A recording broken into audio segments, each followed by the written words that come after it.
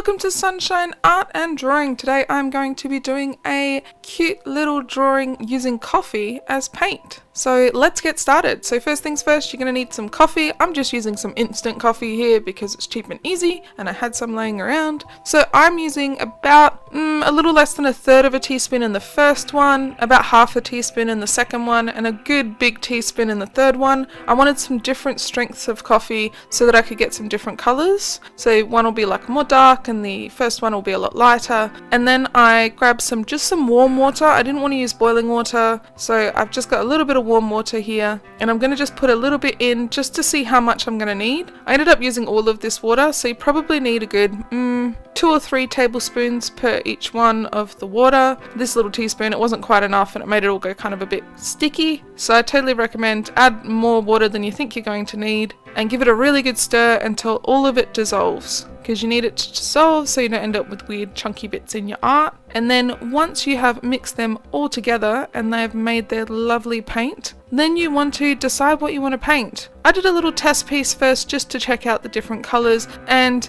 you kind of get this really nice sort of sepia tone. It would be a good way to tone paper as well if you wanted to. You can use tea or coffee to tone paper to make it slightly different colored. And I'm just going to rinse off this spoon because it got a lot of coffee stuck to the back of it, and we will pour in some more water for each one. It doesn't matter if there's a little bit of coffee in that water in the cup that's in my hand because it's all going to be coffee anyway.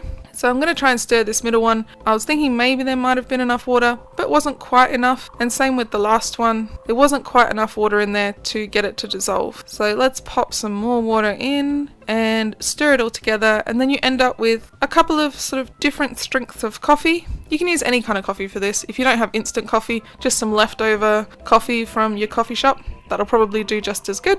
And we're going to start painting, so let's go. So I thought, just for fun, I'm painting with coffee, let's paint a coffee cup. So I'm painting a little cup and a little plate that you would get in a cafe to sit your coffee on. And I'm going to be doing a bottom layer first, and I've done a couple of little coffee beans, and I end up doing like a little spoon at the bottom as well, just to sort of show that it's like you're at a cafe and you've got like a little tray of delights that you're enjoying, and a few little drops of coffee there. And I let it dry, and I'm going to do the next layer. Definitely recommend letting this dry in between your layers. Let it dry really well. The coffee can be a little bit sticky when it's not quite dry, and that means that it can kind of start to pull up the color underneath. So make sure it's really dry, or do what I did and just use a hairdryer, dry it off really quick. Especially when you've got a thick layer like at the top there, it can take a while to dry if you don't use a hairdryer. So I'm just trying to add a bit of shadow here and there just to give the cup a little bit of dimension and make it look a little bit more realistic. And I let that layer dry, and then I'm going to use the darker color to do a bit more of a darker layer, add a bit more shading and give it a bit of shape,